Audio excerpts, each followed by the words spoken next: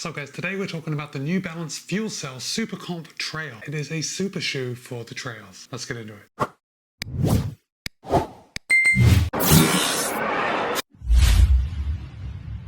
Oh guys, by the way, this video is a collaboration between me and Roadrunner Sports. Roadrunner Sports was good enough to send me the Super Comp Trail for the purpose of review. However, no one's going to get a chance to see this video before you do on YouTube. Well, that said, I've been really excited to take out the Super Comp Trail. The Super Comp Trainer V2 has been one of my favorite shoes to train in on the road. So I was really excited to see what the Super Comp Trail had to offer, to see if any of those same feelings that I got from the Trainer V2 translated to the Trail. But let's get started off with price. The Super Comp Trail will cost you $200. Yes, I know, we're getting a little higher on the trail shoe price, but I think $200 is actually a pretty good price for this shoe, considering what we pay for the road counterparts to a carbon plated shoe. Now, I've got to tell you, the Super Comp Trail is not going to be for everyone, or it's not going to be for every type of trail run. But if you watch this video and you think that this shoe may work for the type of trails that you have near you, or the type of trails that you want to use it on, I think you're going to be very impressed with the Super Comp Trail. So one of the things that I was most concerned about when I took out the Super Comp Trail and I was thinking about the Super Comp Trainer V2 was the stack height. Because when we're running on the trails, we want to be a little closer to the ground. We want to have a little more ground feeling. There's a lot more chances on the trail to roll an ankle rather than when we're running on the road. And with that, the Super Comp Trail has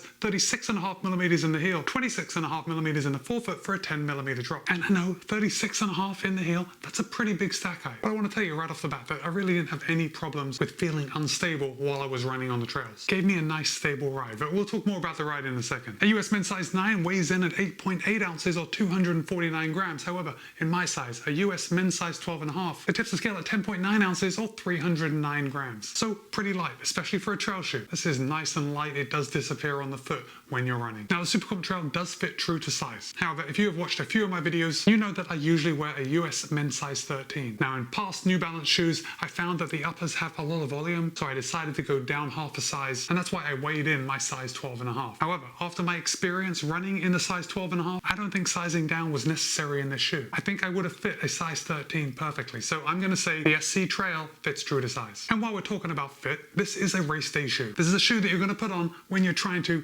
push the envelope, when you're trying to run a little harder than you do in those heavier trail shoes. And with that, for me at least, it does have a race day fit. Specifically, I found in the forefoot. I found this to be a little narrow. There were occasions when I was running on the trail that I did feel a little pressure on my little toe here on the lateral side, but we'll talk more about that again when I'm talking about the ride, because it was only in specific situations. When I was running normally, the fit was perfect. But let's talk about materials. We can see here we've got a good amount of padding around the heel collar. It's a very comfortable step-in feel. The heel counter is very rigid, and I had an excellent heel lock. Didn't experience any heel slip at all. Got a very small heel pull right here, which I'm realizing now this is the first time I've actually put my finger in it. This isn't one of those race shoes where you struggle to put it on. Your foot goes in nice and easy. The SC Trail is using a lightweight and durable synthetic mesh upper, and it's a dual layer mesh, so it's going to offer a lot of protection, but it's still remarkably lightweight. I found this shoe to be very breathable, which obviously is a good thing when you're pushing it on race day. You don't want your feet getting overheated, and of course, if it gets wet, you want the shoe to be able to shed water effectively. As far as overlays goes, there really aren't any. New Balance is really keeping the weight down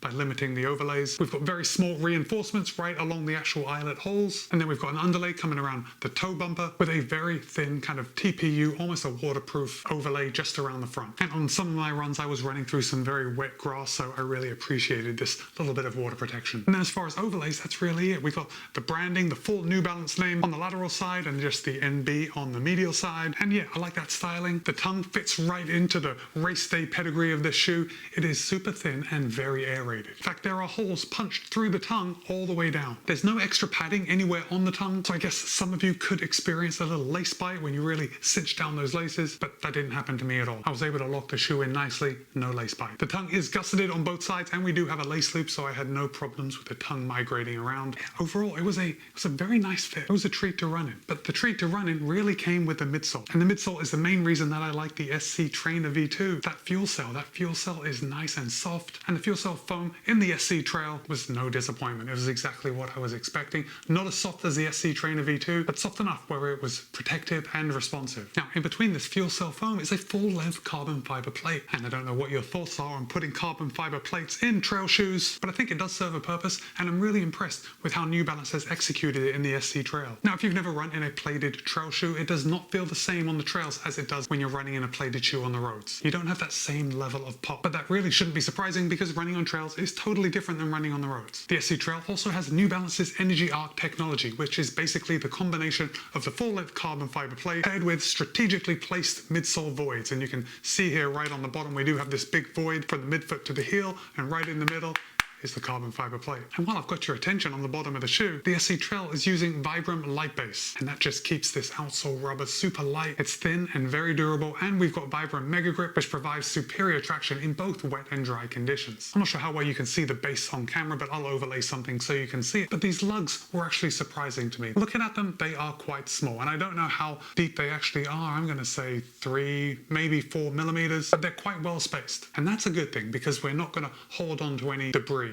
any mud that we're running in. However, we do have this big midsole void, which if you're running in an area with perhaps pebbles, or you're running in a very muddy area, I can imagine this midsole void is going to fill up with mud and just add a little bit of weight to the shoe. However, with that said, because of these fairly small lugs, I don't think the shoe is going to be best suited for muddy conditions. Now, in my testing, I didn't run into any muddy conditions, so I can't give you first-hand advice, but it just seems like if you were running in very muddy conditions, that these lugs are not deep enough to provide the grip that you might need. If you routinely run on muddy trails, let me know in the comments what shoe you've run in. Now, in my testing of this shoe, I ran on small rocks, on sand, on dirt, on grass, on flat, on hills. I also ran on pine needle covered trails, shell trails, and I did take it for little stints on the road, just when I was getting between trails. And while this shoe does work on the road, I don't think that is where it's best suited. Well, obviously, you and I both know that is not where this shoe is best suited, but I would not call this a road to trail option. This is strictly for the trails. When I did have to run on sidewalks or on brief sections on the road, I did find it to be a little clickety-clackety, which means that this outsole rubber is just a little firm for running on the road, but that's okay. This is a trail shoe. When I was running on the trails, when I was running up and down and on wet grass and then kind of wet sand and loose dirt, I didn't have any issues with slip or grip. The SC Trail just inspired confidence on the type of trails that I was running on. Now, I did run into one area that I wanted to complain about to you, and that is what I already mentioned was this race fit, where I had a little bit of pressure here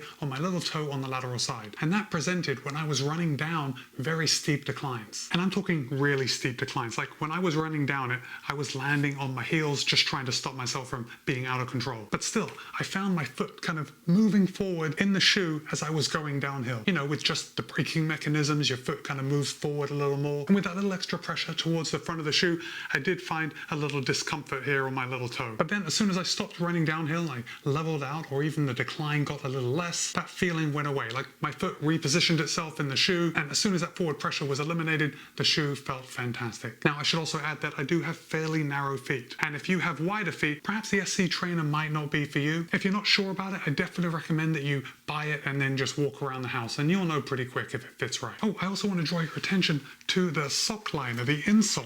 This is one of the thinnest insoles that I've ever seen, and I'm going to hold it up and see how well it looks better from the front. You can see that it is perforated with holes all the way down, which I actually really like because I got this shoe very dirty and very wet. And when I got home and I wanted to clean the shoe, it was very easy to pull this out and just kind of rinse it off, and then I could rinse out the inside of the shoe, get all the sand off from around the heel, and the shoe cleaned off really well. Now, I think some of you may run into some problems with this insole being so thin. Perhaps if you're going to be taking the SC Trail out on longer efforts, perhaps 50k, 50 miles, maybe you're looking for an insole that is just a little thicker to provide a little extra protection. However, maybe not.